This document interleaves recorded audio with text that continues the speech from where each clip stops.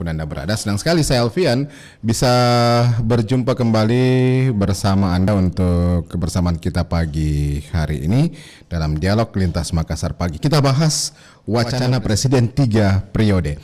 Nah, baru-baru ini pendengar heboh ya, bukan hanya dunia maya sebetulnya, masyarakat ini dibuat heboh tatkala kemudian dari Direktur Eksekutif Indobarometer M. Kodari ya langsung mengkampanyekan wacana Presiden 3 periode antara Pak Jokowi dan kemudian juga siapa ya dengan Prabowo begitu. Nah, ini katanya supaya tidak ada polarisasi begitu. Nah, tapi kemudian wacana ini berkembang dengan pesat ya. Banyak tanggapan yang masuk, adalah yang setuju, tapi banyak juga yang kemudian tidak setuju dan mengatakan bahwa ini salah satu bentuk pengingkaran dari reformasi, semangat reformasi ya. Oke, saya sudah bersama mendengar dengan salah satu kader partai politik dari Partai Demokrat Sulawesi Selatan, Ketua Badan Pemenangan Pemilu Bapilu DPD Partai Demokrat Sulawesi Selatan, Bapak Sele KSDAL. Pak Sele, Assalamualaikum, selamat pagi. Ya, sehat-sehat ke Pak Sele. Mungkin volume tak belum, volume mikrofon tak Pak Sele, mungkin dikasih on dulu. Volume mikrofon tak. Oke. Ya, saya belum dapat suaranya Pak Sele. Volume mikrofonnya Pak Sele di sana, Pak. Iya.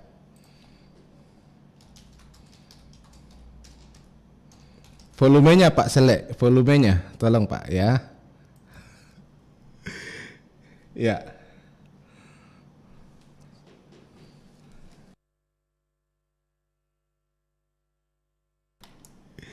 Ya, volumenya, volume. Oke, saya belum mendapatkan volumenya Pak Sele. Iya, mungkin di gadgetnya Pak Sele.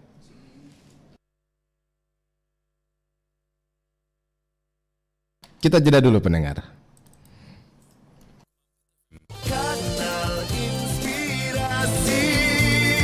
Pro 1 RRI Makassar. Pendengar, masih bersama kami dari Pro 1 Makassar. Muncul lagi ya wacana Presiden 3 periode. Ini yang muncul kan nggak tahu ya sebenarnya apa yang menjadi agenda beliau begitu. Nah, terbaru muncul relawan dari Jokowi Prabowo atau Jokpro 2024. Bahkan kelompok tersebut ya membentuk sekretariat. Sejumlah pihak pun menentang dengan keras rencana wacana Presiden 3 periode ya. Oke.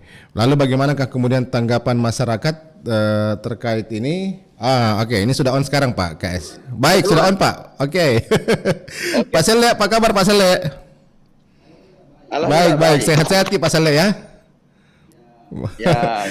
Mungkin Pak Sele sudah mengikuti perkembangan terakhir bagaimana di pusat begitu sudah semakin gempar ya, sudah semakin gencar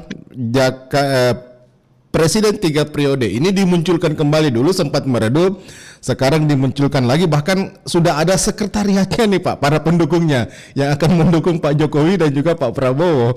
Nah, dari daerah sendiri di politik daerah melihat gimana nih Pak Sele?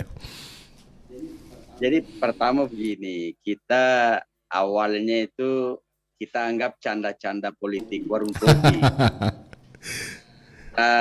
Menganggap ini nggak perlu direspon, nggak perlu. Tapi sudah ada sekretariatnya loh.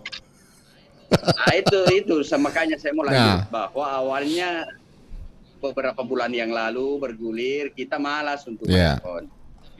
Tapi belakangan ketika sudah cetak baju, sudah ada sekretariat, wah ini gerakan bukan gerakan main-main. Ini serius ya.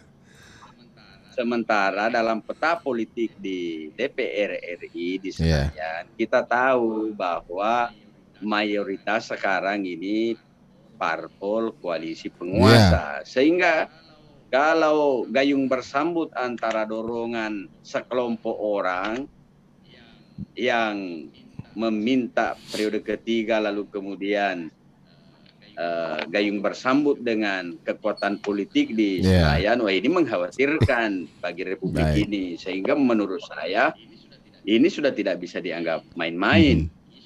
Ini sudah gerakan serius nih. Sudah serius. Iya, sehingga menurut saya penting masyarakat dan kita semua ya, termasuk di kami ini di partai politik untuk terus saling mengingatkan bahwa ini sudah tidak zamannya lagi untuk digulirkan 3 periode. Saya kira. Tapi undang-undangnya belum diubah loh Pak. Iya, itu dia. Tetapi kan kalau kekuatan partai politik di Senayan pendukung pemerintah mau mengikuti usulan sekelompok orang, itu bukan sesuatu yang mustahil. Cepat ya Pak? Cepat, bisa sekali amandemen undang-undang bisa dilakukan. Ya mayoritas di DPR RI itu yang menurut saya yang sekarang ini yang perlu kita waspadai. Ya ada banyak pengalaman kemarin. Beberapa undang-undang yang sebelumnya sangat ditentang oleh masyarakat, tetapi kan kekuatan di Senayan pada akhirnya dengan mulus mengesahkan itu. Betul.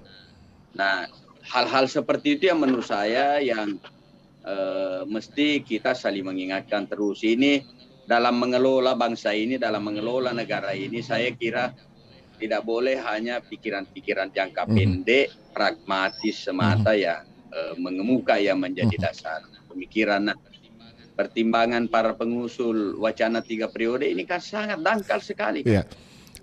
Mungkin ya karena saya melihat Pak ya, yang mengusulkan ini merupakan salah satu direktur eksekutif dari perusahaan survei nasional Indobarometer ya, M Kodori. Mungkin dia tahu konstelasinya seperti apa, bagaimana dukungan masyarakat. Jadi berani dia kemudian untuk mengeluarkan wacana tersebut. Bahkan sudah berani mempampang loh t-shirtnya, kaosnya begitu bertuliskan Jakpro 2024. Tetapi kalau mungkin ada data yang dia pegang. Dibantah oleh SMRC. Hasil survei terbaru SMRC yang dirilis kemarin, 64% masyarakat tidak menginginkan ada 3 periode jabatan presiden. Tidak menginginkan amandemen undang-undang dasar.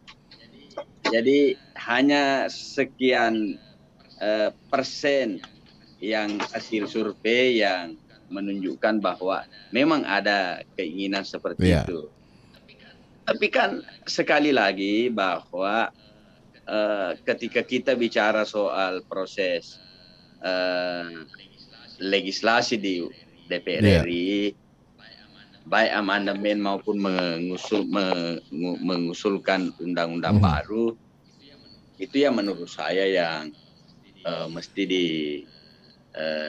mayoritas biasa. Oke, Anda mengatakan mayoritas, tetapi kan kemudian ini sudah ada sinyal sebelumnya. Pak Jokowi mengatakan bahwa itu hanya orang-orang yang ingin menjilat saja, ya. Bahkan sudah tegas beliau sangat menolak. Bahkan kemarin juga PDIP ya jelas menyatakan menolak. Nah, apakah kemudian ini hanya sebagai sebuah bentuk permainan? Mungkin depan bicaranya gini, mungkin belakang wah kalau mungkin banyak mendukung, oke lah. Mengapa tidak kita coba begitu? Itu yang menjadi pegangan kita untuk sementara paling tidak ya, Pak Jokowi secara pribadi tidak menginginkan itu. Bahkan Pak Jokowi secara ekstrim menilai bahwa itu hanya cari-cari muka dan bisa merusak, buat jebakan bagi Pak Jokowi. Tapi potensinya tidak dinafikan, tetap besar begitu karena bagaimana kekuatan dari parpol begitu ya yang ada di parlemen. Itu yang jadi masalah karena di DPR RI sendiri belum membuka ruang untuk lakukan amandemen, lalu kemudian Pak Jokowi sendiri tidak membuka ruang untuk dicalonkan menjadi presiden periode ketiga, tetapi sekelompok orang ini terus. Nah, kalau dianggap ini adalah tekanan publik, lalu kemudian tiba-tiba di DPR RI berubah sikap, kan membahayakan ini. Oke. Peta politik, sekali lagi peta politik di DPR RI tidak boleh dinafikan. Oke. Nggak boleh. Lalu kemudian Kalau dari Demokrat sendiri bagaimana kemudian nanti merespon? Jangan-jangan kemudian hal-hal yang kecil bisa menjadi sebuah kekuatan besar loh. Kemudian ketika dorongannya sangat masif, apalagi kita Pak Sele dan mungkin teman-teman di Demokrat mungkin tidak boleh menafikan bagaimana pendukung Jokowi itu kan boleh dikatakan cukup besar juga ada di seluruh Indonesia dan mereka boleh dikatakan sangat fanatik begitu. Kami kalau di Demokrat secara kelembagaan, saya kira jelas sikap ketua umum kami. Ketua umum kami itu menolak. Tetapi sekali lagi dinamika politik di Senayan itu untuk saat ini Partai Demokrat yang diwakili oleh anggota fraksi di Senayan itu kalau tidak mendapatkan dukungan dengan fraksi lain, tentu tidak berarti suara Demokrat untuk saat ini. Tetapi betapapun kecil itu suara fraksi Demokrat di Senayan, saya kira tetap sebagai representasi. Betul. Tetap sebagai representasi rakyat begitu Pak ya. Representasi rakyat, sehingga mudah-mudahan tetap dihargai suara-suara kami meskipun kecil di Senayan. Yang menjadi masalah sekarang jangan sampai ada gerakan masyarakat yang semakin membesar. Karena itu tadi sudah berani mendeklarasikan diri. Ada sekretariat. Secara serius ya. Ada baju yang dicetak dan sejumlah simbol-simbol sudah diperkenalkan. Termasuk sekretariatnya sudah lengkap apa semua. Ini gerakan menurut kalau saya, itulah. Dari partai di luar pemerintah sendiri, apakah dalam hal ini mungkin tidak melakukan konsolidasi begitu? Taruhlah misalnya Demokrat, PKS begitu ya, ataukah mungkin juga dengan PAN bagaimana menjalin koordinasi komunikasi, mungkin juga adalah semacam gerakan-gerakan juga yang paling tidak tandingan untuk menentang ini begitu, bahwa kami ini sangat menentang keras bahwa ini sebuah bentuk pelanggaran dari semangat dan juga amanah dari reformasi tahun 98 nih Pak KS Sele. Kita percaya lah, kita percaya para petinggi partai politik tentu sangat memahami dan menjaga baik-baik yang menjadi semangat reformasi 98 kemarin. Tidak ada yang mau dicap sebagai pengkhianat. Tetapi sekali lagi bahwa ketika berkumpul partai koalisi pemerintah ini bisa jadi sikap dan pandangan politik para petinggi-petinggi partai yang menjadi bagian dari koalisi ini bisa melebur menjadi kesepakatan bersama di antara partai penguasa. Itu yang kita khawatir. Oke. Kalau secara sendiri-sendiri partai politik ini tentu kita percaya lah. Tetapi ketika dia diperhadapkan pada agenda bersama sebagai partai koalisi pemerintah untuk saat ini, itu yang bisa merubah segalanya. Oke. Baik. Pendengar mungkin ada yang ingin tertarik bergabung, silakan 3621 853 34 kali 9440. Saya buka penelpon Pak Sele ya. Halo. Assalamualaikum. Waalaikumsalam. Dari siapa Pak? Dari Abdullah Sewang di Makassar. Pak Abdullah Sewang, silakan Pak Abdullah Sewang. Apa Jadi tanggapan Pak Abdullah Sewang? Ya. Kalau saya lihat ini peta politik ini yang membuat wacana ini ibaratnya melempar batu sembunyi tangan. Iya. Dan ini sepertinya ada yang mengatakan ombaknya tinggi, tapi lautannya tidak ada. Ini yang paling tinggi maknanya ini. Ombaknya tinggi tapi lautannya tidak ada, airnya pun tidak ada. Jadi ini memang semata-mata untuk kita semua dibuat bingung dan mengalihkan pemikiran yang ada masalah-masalah sekarang. Mungkin saja politik ini, ya politik dalam negeri bagaimana lah. Iya. Jadi ini memang kita semua ini wajar kalau kita waspada dan menjaga diri masing-masing, dan kita waspada politik yang tak berujung ini. Iya. Baik. Iya, jadi memang kita harus hati-hati. Iya. Boleh ya jadi, boleh juga dia tidak. Jadi kalau Pak Abdullah Sewang ini, menurut Pak Abdullah Sewang bagaimana ini wacana ini Pak? Setuju enggak? Oh, enggak dong. Enggak ya. Enggak Oke. dong, karena itu kita sudah tahu aturan undang-undangnya. Nah, Iya. masih itu banyak yang- masih banyak itu masih yang ada fokus lagi. Itu. Iya. Oke. Baik, Iya. terima kasih Pak Abdullah Sewang ya. Ini perwakilan masyarakat Pak Sele. Mungkin mereka tidak ya. Oke lah, ini satu perwakilan mungkin suara dari masyarakat yang menyatakan bahwa nggak usah lah hal-hal yang sebetulnya ini di luar akal sehat yang merupakan salah satu bentuk pengingkaran dari semangat reformasi itu sendiri ya. Karena oke lah sudahlah yang lalu-lalu begitu. Gimana Pak Sele? Pak Abdullah Ya. Sewang, saya kira bagian dari yang di rilis oleh SMRC Ya. kemarin ya, bahwa 74% menolak wacana 3 periode. Tetapi sekali lagi saya setuju dengan Pak Sewang tadi bahwa ini ibarat gelombangnya besar tetapi lautnya tidak ada, airnya pun tidak ada. Tetapi Mencari panggung kalau begitu ya? tiba-tiba dapat iya, cari panggung besar.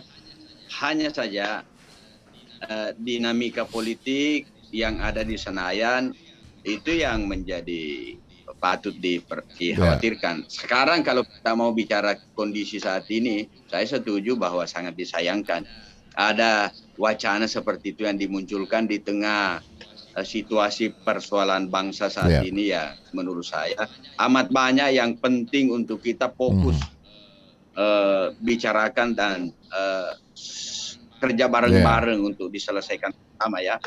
Tetapi kok tiba-tiba wacana seperti ini yang dimunculkan, aduh mengganggu konsentrasi.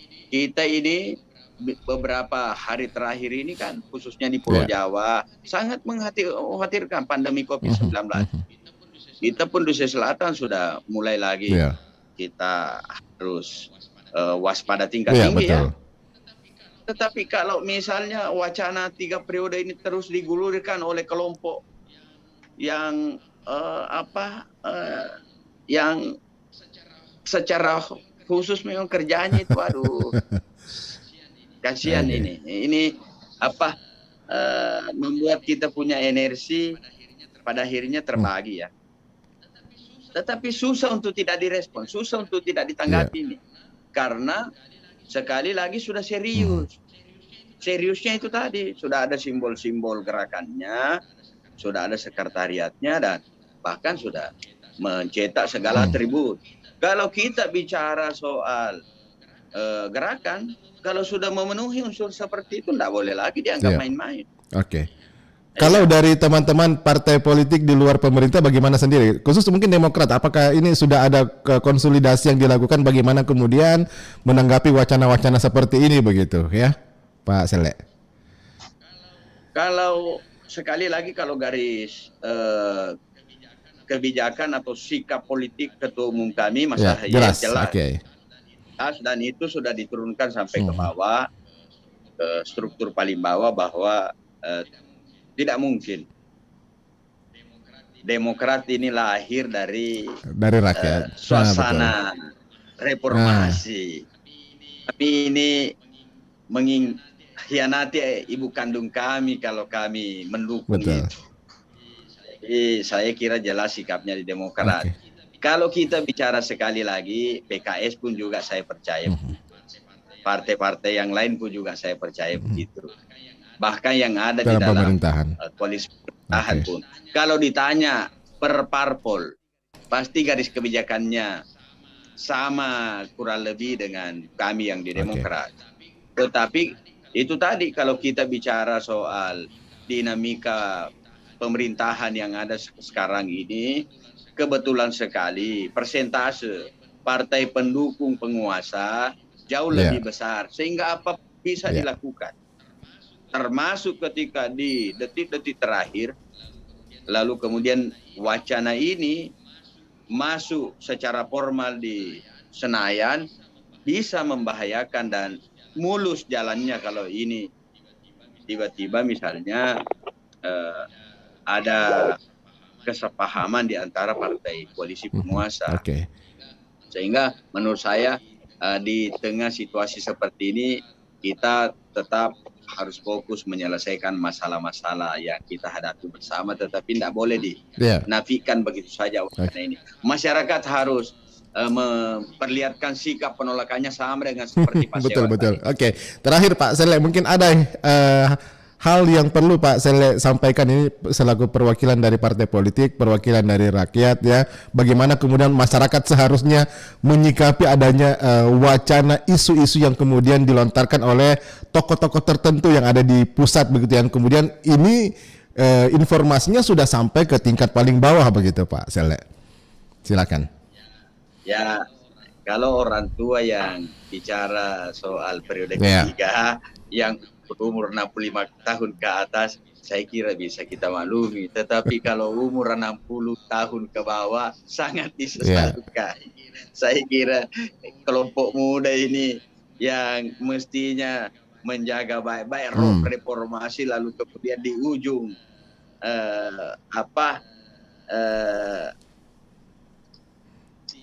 di saat sekarang ini tiba-tiba di tengah jalan lalu kemudian memunculkan wacana yang bertentangan dengan semangat reformasi, menurut saya itu sesuatu yang sangat tidak masuk akal, dan istilah saya bahwa mereka itu adalah kelompok oportunis politik murahan, kelompok oportunis yang menurut saya sangat pragmatis ya.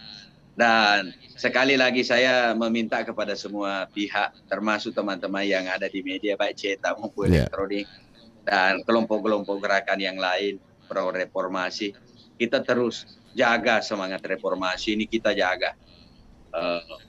Sekali lagi bahwa sudah lebih dari cukup pengalaman maupun teori yang mengatakan bahwa kalau kekuasaan terlalu lama dipegang oleh seseorang itu pasti cenderung korup. Betul. Jangan sampai kemudian ini mencederai dari semangat reformasi begitu ya, mencederai cita-cita dari reformasi yang telah kita sepakati bersama. Oke. Baik. Pak Sele, terima kasih banyak Pak Sele atas ulasannya bersama RRI ya. Ini sangat menarik sekali. Masyarakat mungkin akan lebih tercerahkan begitu Pak Sele. Baik. Terima kasih. Assalamualaikum warahmatullahi wabarakatuh. Semangat selalu. Assalamualaikum warahmatullahi wabarakatuh. Selamat pagi. Narasumber yang pertama pendengar, kami sudah bersama Pak Sele KS Dale ya dari Badan Pemenangan Pemilu Bapilu DPD Partai Demokrat Sulawesi Selatan. Tetap bersama kami di RRI Pro 1 Makassar. 4,4 FM. Kanal Inspirasi. Pro 1 RRI Makassar. 4,4 FM. Kanal Inspirasi. Pro 1 RRI Makassar. Anda masih bersama kami di RRI Pro 1 Makassar. Nah, wacana Presiden 3 periode pendengar ini dilantangkan oleh M. Kodari, ya, Direktur Eksekutif dari Indobarometer, yang kemudian telah membentuk Jokpro Jokowi Prabowo 2024. Pak Sele tadi mengatakan bahwa ini jangan dianggap enteng karena mereka sudah membentuk sebuah gerakan, sudah ada sekretariatnya, bahkan sudah mencetak kaos loh sebagai bagian untuk bagaimana kemudian mensosialisasikan, memuluskan wacana tersebut. Dan tidak bisa dinafikan juga karena partai pendukung pemerintah di parlemen begitu besar. Sesuatu yang tidak mungkin sebelumnya bisa saja menjadi mungkin ketika kemudian partai politik pendukung pemerintah tersebut ya satu suara di parlemen untuk mengamandemen undang-undang. Saya sudah bersama dengan pengamat politik dari Universitas Islam Negeri Alauddin Makassar, Bapak Dr. Firdaus Muhammad. Pak Firdaus, Assalamualaikum. Waalaikumsalam warahmatullahi wabarakatuh. Terima kasih sudah bergabung Pak Firdaus. Mungkin Pak Firdaus sudah mengikuti informasinya bagaimana wacana Presiden 3 periode kembali dimunculkan begitu ya. Dan saya tadi mengatakan bahwa kemungkinan M. Kodari mengusulkan ini karena melihat bagaimana potensinya yang cukup besar begitu ya. Dan salah satu alasannya supaya tidak ada lagi yang namanya polarisasi. Anda melihatnya seperti apa Pak Firdaus? Iya, terima kasih. Apa yang diwacanakan Pak Kodari dalam konteks dinamika berdemokrasi itu sesuatu yang sah-sah saja. Betul. Kalau dalam konteks menyuarakan pendapat warga negara itu hal yang memungkinkan di era demokrasi seperti sekarang. Tetapi ketika itu akan menjadi rujukan untuk melakukan amandemen, saya kira ini kan konstitusi. Bagi saya perlu pertimbangan lebih matang lagi. Ya. Gitu. karena konsekuensinya akan sangat besar kalau itu dilakukan. Akan terjadi amandemen dan berdampak terhadap konstitusi. Tetapi seperti yang saya katakan tadi, ini memungkinkan saja terjadi kalau ada konsensus dari anggota legislatif di DPR yang menyepakati untuk merubah undang-undang atau melakukan amandemen, menambah masa jabatan presiden itu bisa terjadi. Patut dikhawatirkan. Nah, karenanya kita mengharapkan supaya hal ini tidak digulirkan terlalu jauh karena konsensus ini juga sangat besar. Setidaknya dampaknya ke depan. Oke. Nah, dari Demokrat sendiri ini mengatakan bahwa ini perlu nggak bisa dianggap sepele ini ya, karena boleh dikatakan sekarang mereka sudah membentuk sekretariat, sudah mencetak kaos begitu ya, segala macam ya, umbul-umbul yang terkait untuk promosi begitu, dan jangan sampai kemudian kalau ini terus berkembang dan ya mendapat angin segar, dan bisa saja ini menjadi kenyataan apabila kemudian di parlemen merealisasikan ini, karena boleh dikatakan partai politik mendukung pemerintah jumlahnya sangat besar begitu ya. Mereka sama sekali boleh dikatakan sekali terjadi konsensus, Anda katakan tadi, ini bisa terjadi loh Pak Firdaus. Ya. Jadi makanya kita harus lebih Kalau sekedar dinamika berdemokrasi itu sah-sah saja apa yang dilakukan Pak Kodari. Tetapi ketika ini menjadi hal yang serius yang disahuti oleh DPR dan punya niatan untuk melakukan itu, saya kira perlu ada kontrol. Jadi istilahnya mungkin bahasa kita jangan bermain-main dengan konstitusi. Yang karena nanti kalau sudah 3 periode, apakah ada garansi? Ada nanti syahwat politik berikutnya mau menambah lagi periode berikutnya. Anggaplah Jokowi sekarang sudah cukup bagus kinerjanya.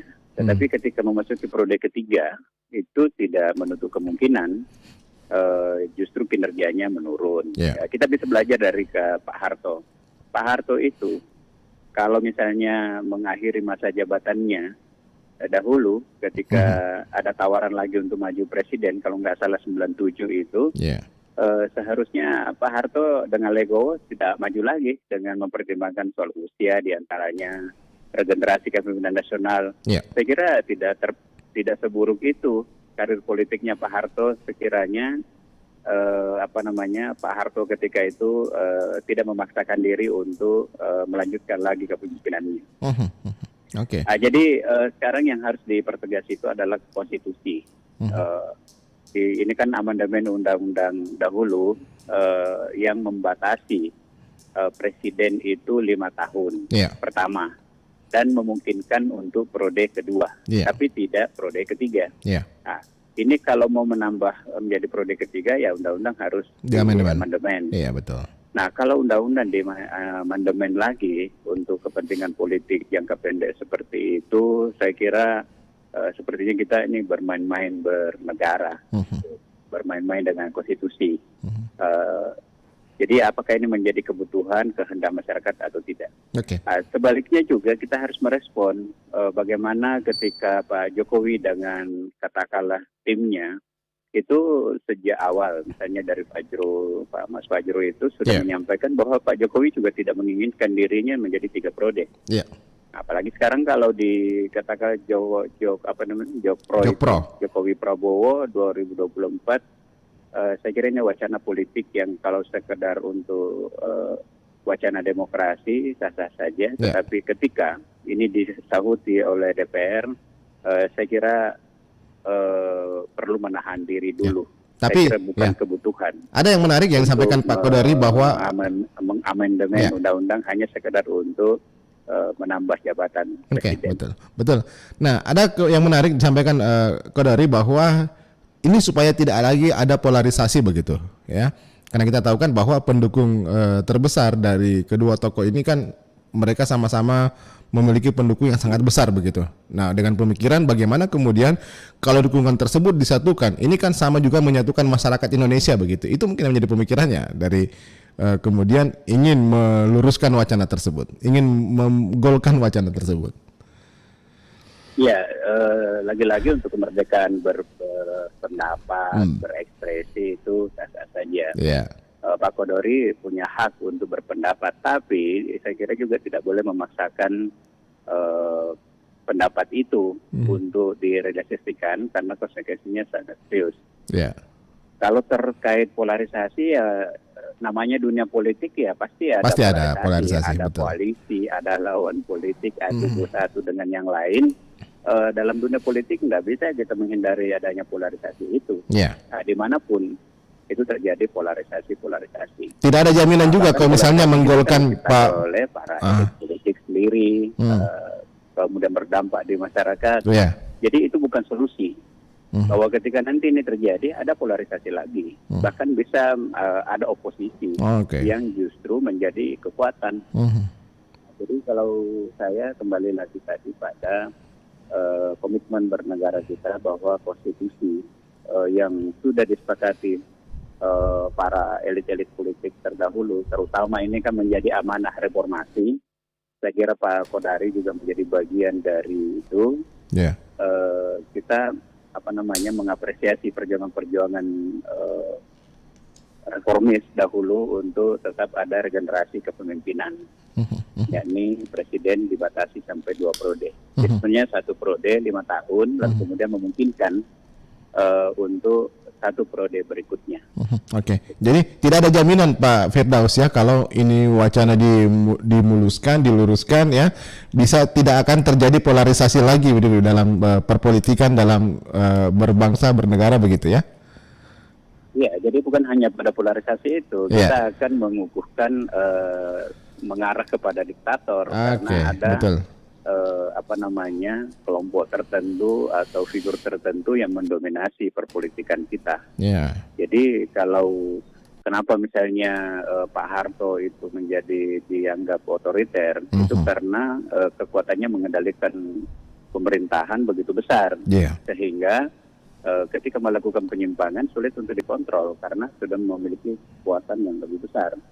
Nah ini kan harus ada balancing. Jadi sekarang saya kira bolanya itu ada di legislatif, di anggota DPR, terutama DPR RI ya, untuk mempertimbangkan hal ini.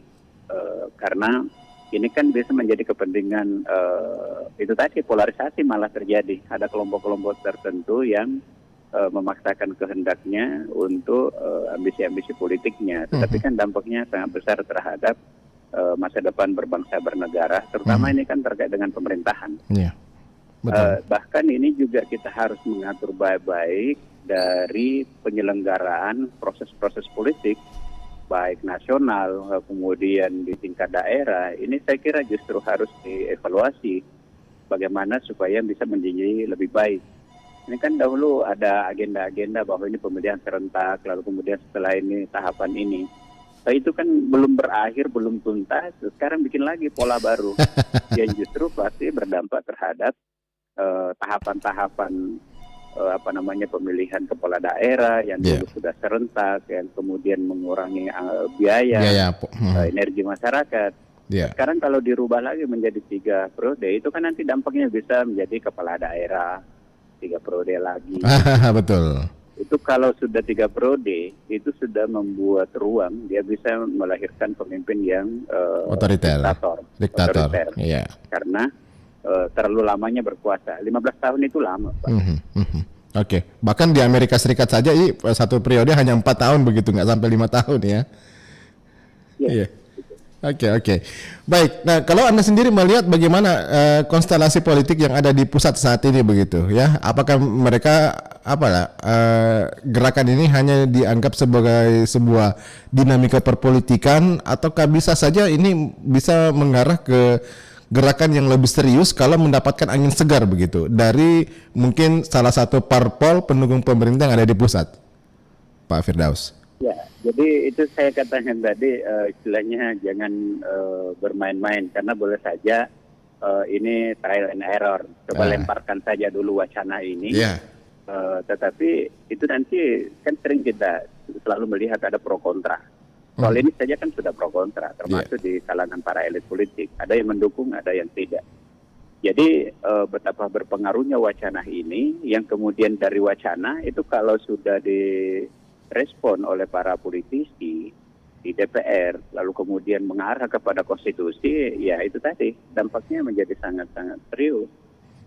Jadi mungkin saja awalnya hanya wacana, lalu kemudian bergulir dan bisa saja di luar dugaan kita. Ternyata seperti Anda katakan tadi ada polarisasi, akhirnya terbentuk polarisasi dan ternyata ada konsensus yang menghendaki lebih besar, lebih banyak orang yang lebih banyak dari anggota DPR mengatur lobby-lobbynya dan akhirnya sepakat. Kita bisa berbuat apa kalau anggota DPR memiliki konsensus seperti itu, kecuali mungkin ada perlawanan-perlawanan dari masyarakat, gerakan mahasiswa lah, gerakan-gerakan kelompok-kelompok tertentu yang ingin agar konstitusi ini dijaga. Oke. Nah, menurut Anda ini kuncinya di mana, Pak? Tiba-tiba di DPR itu ada konsensus, ya itu tadi. Jangan menunggu masyarakat atau rakyat untuk istilahnya bertindak melakukan parlemen jalanan karena dianggap itu hanya satu-satunya yang bisa menjadi kontrol terhadap kinerja legislatif maupun eksekutif di pusat. Kuncinya sekarang di mana nih Pak Firdaus kalau menurut Anda? Ya, apakah berada di DPR ataukah mungkin ini berada di figur itu sendiri ya, Pak Presiden Jokowi ataupun juga Pak Prabowo begitu? Sederhananya ini wacana sekadar wacana dalam konteks berdemokrasi saja. Tetapi harapannya ini tidak menjadi bola panas yang direspon oleh legislatif di DPR. Istilahnya belum waktunya kita membicarakan persoalan ini. Jadi belum waktunya mengamandemen untuk memperpanjang masa kekuasaan seorang presiden. Jadi untuk tidak menghabiskan energi kita, saya kira sekarang kita mengharapkan presiden, apalagi dengan kondisi kita yang terpuruk karena pandemi ini, saya kira justru ini yang harus difokuskan. Bagaimana berkinerja yang lebih baik untuk masyarakat, DPR juga demikian, memenuhi janji-janji politiknya kepada masyarakat dibanding mengoper bola wacana ini. Ada kekhawatiran Pak Firdaus, tadi ada kekhawatiran dari kader Partai Demokrat Sulawesi Selatan. Saya wawancara tadi dengan Pak Sele, KS Dale, mengatakan jangan sampai kemudian wacana ini di masa injury time lalu kemudian terrealisasi begitu. Apa sih yang nggak mungkin pendukung pemerintah kan di parlemen saat ini begitu besar begitu. Mereka bisa saja mengubah sesuatu yang tidak mungkin menjadi mungkin. Khawatirannya itu sangat-sangat besar. Kita kan menganggap ini hanya sekedar wacana.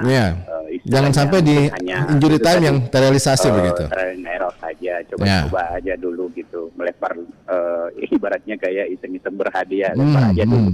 Tapi siapa yang bisa garansi? Karena kalau DPR tiba-tiba tadi itu bersepakat injury time, kita tidak ada waktu untuk melakukan perlawanan atau counter lah terhadap hal itu. Karenanya saya kira kalau arus untuk mewacanakan ini sudah menguat, harus ada perlawanan arus lain yang justru mengkanter. Karena kalau ini terwujud, saya kira bisa dianggap petaka terhadap masa depan demokrasi. Dan saya kira saya dan Pak Sele itu kita sama-sama dulu, terutama Pak Sele yang seorang aktivis di 98 itu yang sangat bersemangat memperjuangkan reformasi. Saya kira termasuk diantaranya yang tidak rela ketika amanah demokrasi ini dengan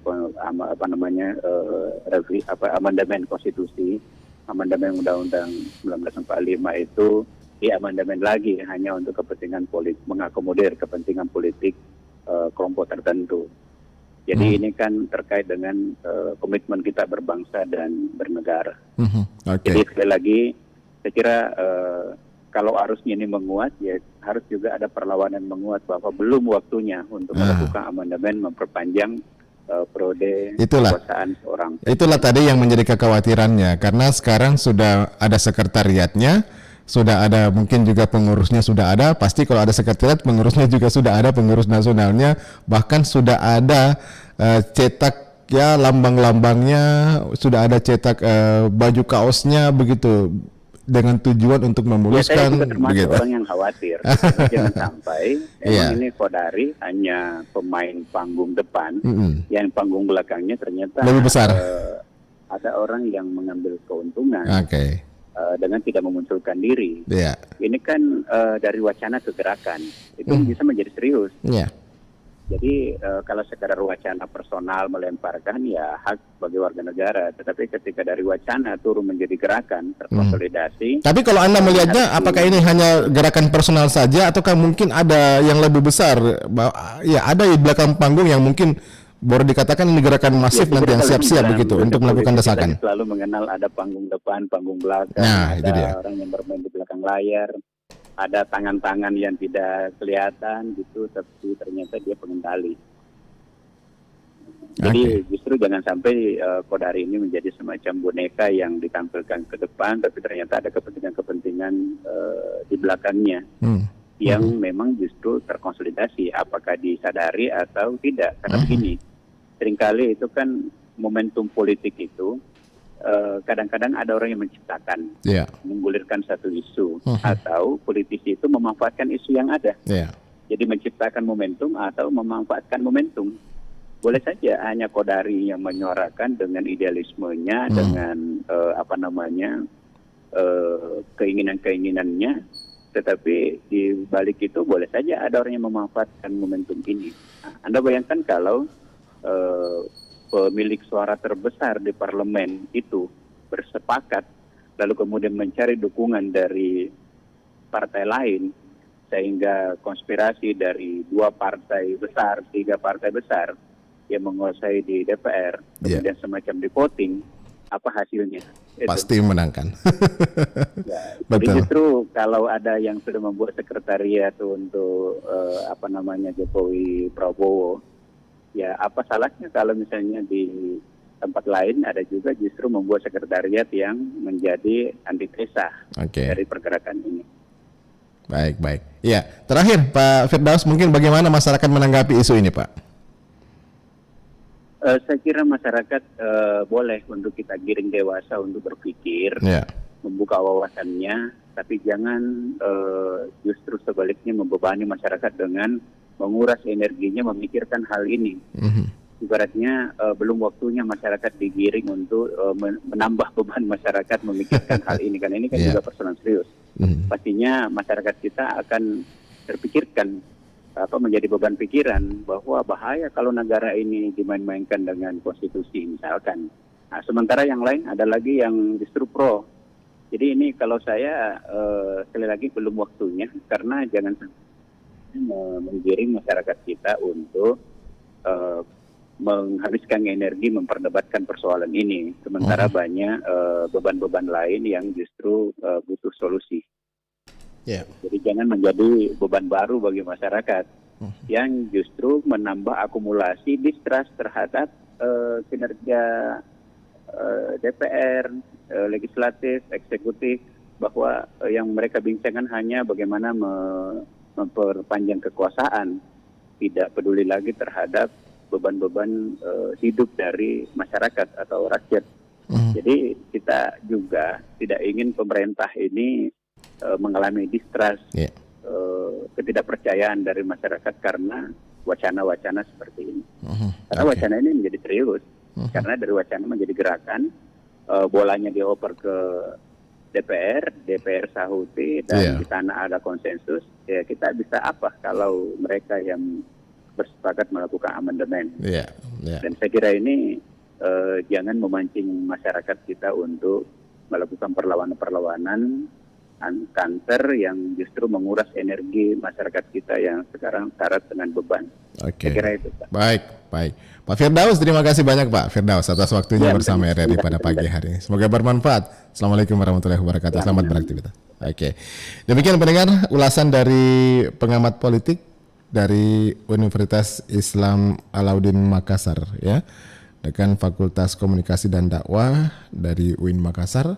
Dan itulah tadi bahwa disampaikan bahwa kita mesti mengawal wacana ini, ya, jangan kemudian sampai ini menjadi sebuah bola panas ya, gayung disambut dengan baik oleh DPR, terutama partai politik yang menguasai parlemen begitu, yang mendukung pemerintah ya. Mari kita kawal bersama, jangan sampai ini menjadi sebuah wacana yang boleh katakan sebuah wacana yang sudah mencederai cita-cita dari reformasi tahun 98 ya. Karena kita tahu bahwa dalam undang-undang presiden hanya maksimal sampai dengan 2 periode. Nah, perpanjangan masa jabatan dari kepala negara cenderung nanti akan menimbulkan pemerintahan yang otoriter ya, dan juga bisa saja peluang terjadinya instabilitas di dalam pemerintahan bisa saja terjadi. Sampai di sini pendengar, saya temani Anda dalam dialog interaktif Lintas Makassar Pagi edisi hari ini Senin 21 Juni 2021. Atas nama kerabat kerja bertugas, saya Elvian mengucapkan terima kasih. Selamat pagi, sampai jumpa. Assalamualaikum warahmatullahi wabarakatuh. 4,4 FM Kanal Inspirasi Pro 1 RRI Makassar.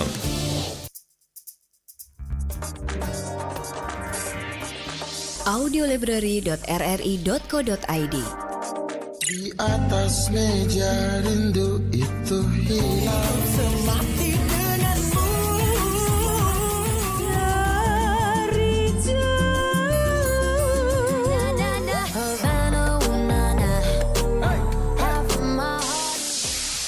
kumpulan lagu dari berbagai genre, ragam budaya, dan kategori materi audio RRI.